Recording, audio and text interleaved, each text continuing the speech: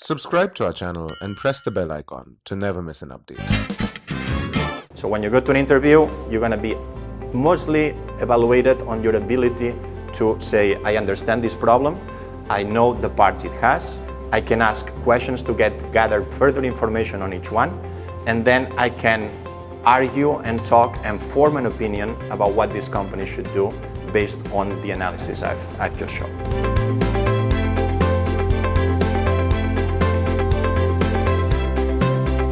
Today I want to talk to you about the case method.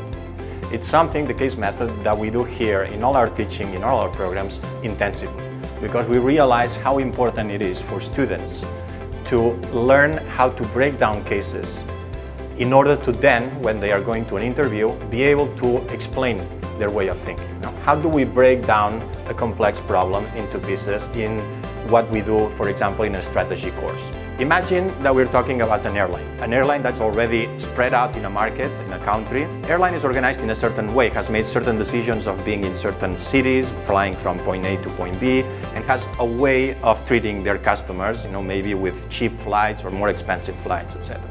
Now imagine that an airline in that situation has a chance to buy some new slots in an airport where they are not present. How would we break down that case if you were in charge of making a decision about that investment? There's a fundamental separation in there.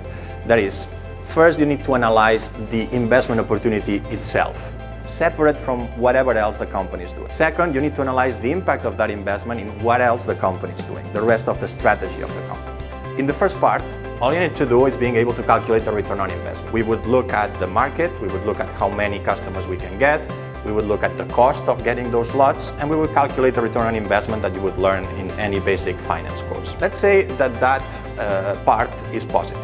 What else do you need to do? Now comes the difficult part. You need to assess the impact of that decision on the rest of the company's flights, the rest of the company's business.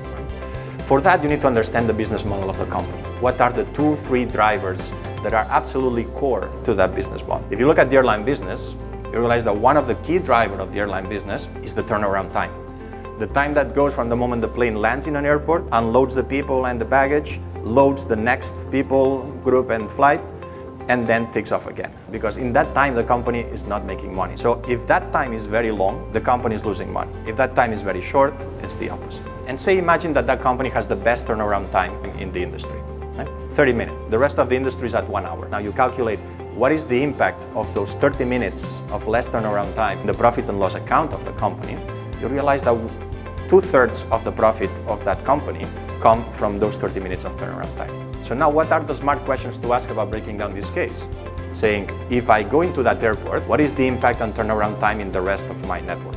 Are there delays in that airport? Is that an airport that causes a lot of delays or not? If you're going to an airport with very bad weather conditions, where there are cancellations constantly, where there is constant delays, now you have a problem, because if you go in there, that plane is going to take off late, it's going to arrive to another city late, it's going to increase the turnaround time in that city, and so on and so forth, and all of a sudden you're running a business with 45-minute turnaround time and you've lost 1/3 of your profit just like that. So that would be a way to break down. First, separate the financial part from the strategic part, and then when you get into the strategic part, you understand what are the 2 or 3 drivers of the business model of the company. Those are the ones that you have to protect. That would be a first part of breaking down the case. So why is it so important to learn to break down cases? Because management is about solving complex problems. So we teach the way to break down cases because when you go to an interview, what the person in front of you wants to really know is if you are capable of understanding the scope of that problem and you're able to ask the right questions. That you can use whatever stories and knowledge and previous experiences you've had to get learning points that then can help you address parts of that complex problem.